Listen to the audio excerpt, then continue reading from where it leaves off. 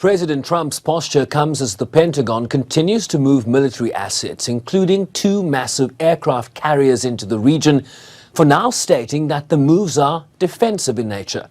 The official word out of Washington is that the United States has not been involved in the offensive strikes on Iran. In a series of posts on Truth Social, President Trump wrote that, quote, "We now have complete and total control of the skies in Iran," followed by a post saying, "We know exactly where the so-called Supreme Leader is hiding," a reference to the whereabouts of Ayatollah Ali Khamenei, further writing that they were not going to take him out, at least for now, and that they don't want missiles shot at civilians, warning that their patience was wearing thin. As questions swirl around the goal of greater US involvement in the absence of peace talks.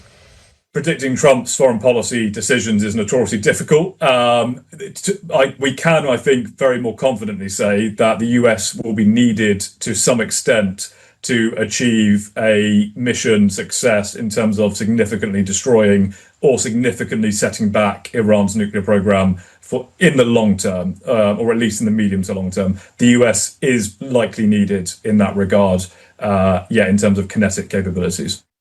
Iran's newly appointed military chief of staff also striking a strident posture after a number of Iran's military hierarchy already taken out by Israeli strikes.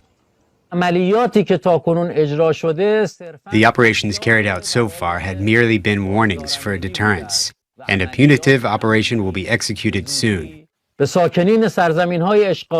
Seriously, a warning is issued to the residents of the occupied territories, especially Tel Aviv and Haifa, to leave these areas for their own safety and not to become victims of Netanyahu's barbaric actions. Raising questions about how long Iran could respond militarily. It's a numbers game. It's how many ballistic missiles the Iranians have got versus how many interceptors the Israelis have got. And the Israelis can push those numbers in their favor by hitting the missile bases in Iran, hitting the launchers when they move out of the bases, etc., and trying to suppress the Iranian offensive capability in Iran, as well as intercept the missiles as they're approaching Israel. The United Nations also weighing in. We are against any threats against the leaders of any of the UN member states, and we want to make sure that there's no actions taken towards escalation, including rhetorical. We want the conflict to end, not to be increased. So we certainly hope that all member states are aware of the need to limit the scope of the conflict and bring it to an end. With speculation rife that were the US to step in, it would be to deliver a bunker-buster bomb to penetrate a secretive photo-uranium enrichment facility which is built 80 to 90 meters beneath a mountain.